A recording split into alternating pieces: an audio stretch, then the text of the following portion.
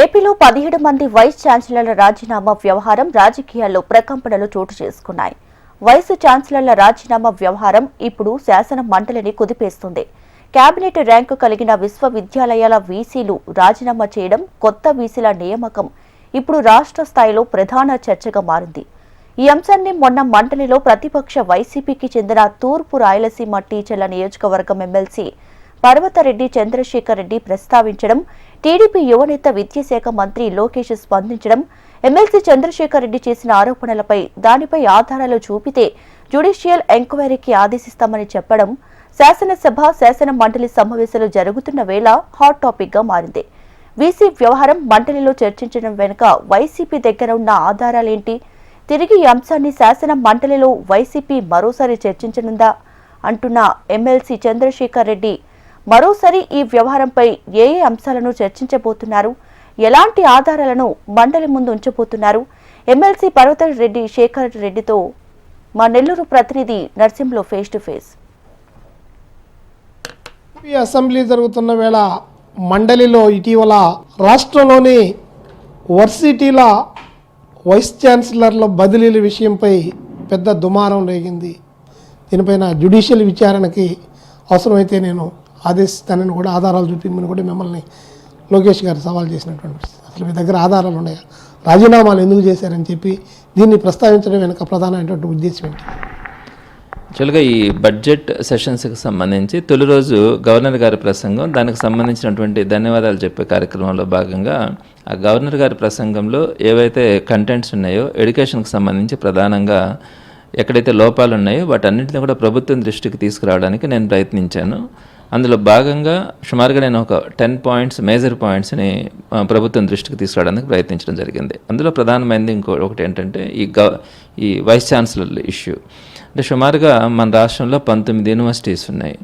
ఈ 19 యూనివర్సిటీస్కి vice chancellor నియామకం అన్నది సెర్చ్ కమిటీ ద్వారా జరుగుతుంది. ఈ సెర్చ్ కమిటీ ద్వారా నియామకం అయిన తర్వాత వాళ్ళకి 3 years ఆ వైస్ ఛాన్సలర్స్ కొనసాగుతారు. ప్రభుత్వాలు మారినా కూడా ఈ హైయర్ ఎడ్యుకేషన్లో ఎప్పుడు కూడా ఎవరు కూడా వేలు పెట్టే పరిస్థితి ఎప్పుడు కూడా ఉండదు. భారతదేశంలో ఎక్కడ కూడా ఇలాంటిది జరగలేదు. అయితే మొట్టమొదటిసారిగా మన భారతదేశంలో, మన రాష్ట్రంలో ఈ కూటమి ప్రభుత్వం వచ్చిన తర్వాత 19 వైస్ ఛాన్సలర్స్ గాను 17 మంది వైస్ ఛాన్సలర్స్ గవర్నమెంట్ ఫామ్ అయిన జూన్ నెలలో ప్రారంభమైతే జూన్ నెలాఖరు లోపల, అంటే 27వ తేదీ నుంచి 30వ తేదీ లోపల మూకుమ్మడిగా 17 మంది రాజీనామాలు చేయడం అన్నది చాలా పెద్ద ఇష్యూ. ఇది భారతదేశ వ్యాప్తంగా కూడా ఇది ఒక మంచి సరైనటువంటి సంప్రదాయం కాదని విద్యావేత్తలందరూ కూడా భావించినటువంటి సందర్భం. మరి ఇంక 2 మాత్రమే చేయలే. ఆ 2 ఎందుకు చేయలేదు అన్నది నేను మొన్న కూడా ఎక్స్ప్లెయిన్ చేస్తున్నాను. సరే, ఈ 17 మంది చేసిన విషయం గురించి అక్కడ ప్రస్తావించడం కూడా జరిగింది.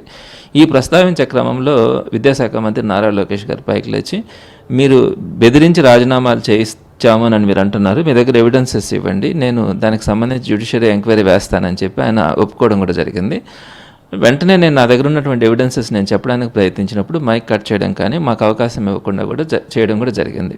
అయితే కంక్లూజన్గా ఏంటంటే, మేము అనుకున్నది రేపు సోమవారం రోజున మళ్ళా కౌన్సిల్ సాక్షిగా చైర్మన్ గారికి ఈ ఎవిడెన్సెస్ అన్నీ కూడా ఇచ్చి, ఏదైతే ఆయన హామీ ఇచ్చినాడో, అంటే కౌన్సిల్లో అందరి సమక్షంలో, చైర్మన్ సమక్షంలో, ఎమ్మెల్సీల అందరి ముందు నేను మీ దగ్గర ఆధారాలు కనుక్కుంటే జ్యుడిషియరీ ఎంక్వైరీ వేస్తానని చెప్పి ఆయన మాట చెప్పినారు. కాబట్టి ఆ మాట నిలబెట్టుకోమని రేపు ఎవిడెన్సెస్ ఇస్తూ లెటర్ కూడా చైర్మన్ గారికి ఇవ్వడం జరుగుతుంది. ఇందులో ప్రధానంగా మనకు ఉన్నటువంటి ఎవిడెన్సెస్ ఏంటంటే, లాస్ట్ ఇయర్ జూన్లో గవర్నమెంట్ రాగానే రిజైన్ చేస్తున్నారు.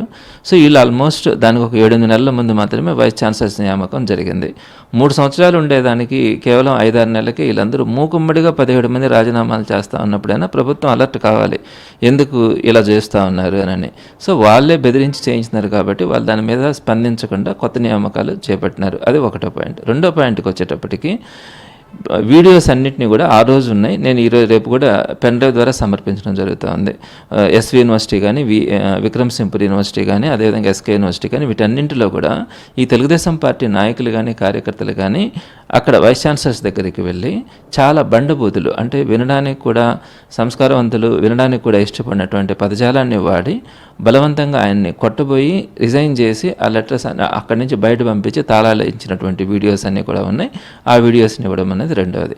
ఇకపోతే మూడో పాయింట్కి వచ్చేటప్పటికి వైస్ ఛాన్సలర్స్ రాజీనామాలు చేసేటప్పుడు ఎవరైనా రాజీనామా చేసేటప్పుడు ఏం చేస్తారు, నాకు ఆరోగ్య కారణాలను వ్యక్తిగత కారణాల వల్ల నేను రాజీనామా చేస్తున్నానని చెప్తారు. కానీ వాళ్ళు చెప్పిన ఏం చెప్పారంటే chairman state council higher education ఇచ్చినటువంటి ఓరల్ ఇన్స్ట్రక్షన్స్, అలానే గవర్నమెంట్ చెప్పినటువంటి ఇన్స్ట్రక్షన్స్ ద్వారా నేను రాజీనామా చేయాల్సి వస్తుందని చెప్పి మూకుమ్మడిగా ఈ 17 మంది మొదటి లైన్లోనే మెన్షన్ చేస్తున్నారు. ఆ రాజీనామా పత్రాలు కూడా మేము తెప్పించుకోవడం జరిగింది. ఆ రాజీనామా పత్రాలను కూడా ఇవ్వడం జరిగింది. ఒక క్యాబినెట్ హోదా కలిగినటువంటి వైస్ ఛాన్సలర్స్ దగ్గరికి వెళ్ళి బెదిరించి కొట్టి గందరగోళం చేసే పరిస్థితి రాష్ట్రంలో తలెత్తిందంటే రాబోయే రోజుల్లో సామాన్యుడి పరిస్థితి ఏంటి? ఇదే మా అందరిలో ఉన్నటువంటి అనుమానం. కాబట్టి దీని మీద ఖచ్చితంగా రేపు డిమాండ్ చేయడం కూడా జరుగుతుంది. ఇది రేపు మరోసారి వీసీల రాజీనామా వ్యవహారం, అలాగే కొత్త వీసీల ఎంపిక పైన కూడా తాము పూర్తి స్థాయిలో కూడా మండలిలో దీన్ని నిలదీస్తామని చెప్పి కూడా ఎమ్మెల్సీ చంద్రశేఖర్ రెడ్డి చెప్తున్నట్టు మాటలు.